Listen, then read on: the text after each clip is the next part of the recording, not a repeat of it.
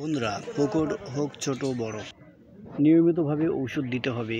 এটি সব সময় মাথায় রাখতে হবে, কারণ পুকুরে যে মাছগুলো রয়েছে সেই মাছের যদি যত্ন নিতে না পারেন তাহলে মাছগুলো খুব সহজেই মারা যাবে এবং লস হয়ে যাবে। তাই আপনার পুকুর ছোট হোক বড় হোক, নিয়মিতভাবে ডোজগুলো দিবেন। তো আজকে আমরা যে ডোজগুলো দিলাম এখানে সেটি হচ্ছে যে ইউকা জিওলাইট।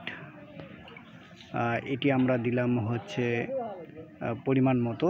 তারপরে যেহেতু ছোট পুকুর, তারপরে আপনার জীবাণুনাশক দিলাম, উপন্যাসক দিলাম। তো এটি মাসে একবার অন্তত করতে হবে। তো বন্ধুরা, আমি অনেক সময় আপনাদেরকে বলেও দিই যে পুকুর 33 শতকে কতটুকু দিবেন সেটি কিন্তু বলে দিয়েছি।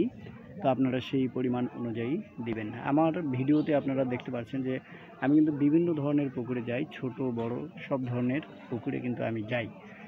আমার যাওয়ার উদ্দেশ্য একটাই, যে প্রত্যেকটা চাষি যেন ভালো থাকে এবং তাদের মাছ যেন ভালো থাকে। কারণ খামারিরা, আমাদের দেশের খামারিরা নিয়মকানুন মেনটেন না করার কারণে অনেক লসের সম্মুখীন হয়ে যায়। আবার অনেক খামারি রয়েছেন তারা বলে যে মাছ তো ভালোই আছে, কোনো ওষুধ দেওয়ার প্রয়োজন নাই, কিন্তু দেখা যায় যখন সমস্যা হয়ে যায় তখন ওষুধ দেয়।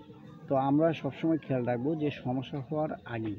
তো সমস্যা হওয়ার আগে বলতে কি, আমরা প্রতি মাসে অন্তত একবার এই যে ডোজগুলোর নাম বললাম, এই ডোজগুলো প্রতি মাসে অন্তত একবার করব। তাহলে আমাদের কোনো টেনশন করতে হবে না। তো খামারি ভাইরা যারা ভিডিও আমার দেখছেন, সবাইকে জানাই আন্তরিক শুভেচ্ছা ও অভিনন্দন। আপনাদের কাছে আমার ছোট্ট রিকোয়েস্ট থাকবে, চ্যানেলটি সাবস্ক্রাইব করে পাশে থাকবেন। আপনাদের মূল্যবান মতামত, তথ্য, পরামর্শ থাকলে অবশ্যই কমেন্টে উল্লেখ করবেন। তো বন্ধুরা, আমার ভিডিওগুলো আপনাদের কেমন লাগে সেটিও জানাবেন। যারা মাছ চাষ করতে চাচ্ছেন কিভাবে করবেন, A to Z পরামর্শ নিতে পারবেন আমার সাথে সরাসরি যোগাযোগ করে। তাছাড়া আমার ইউটিউব চ্যানেলের ভিডিওগুলো দেখেও মাছ চাষ শিখতে পারবেন। ধন্যবাদ সবাইকে। আল্লাহ হাফিজ।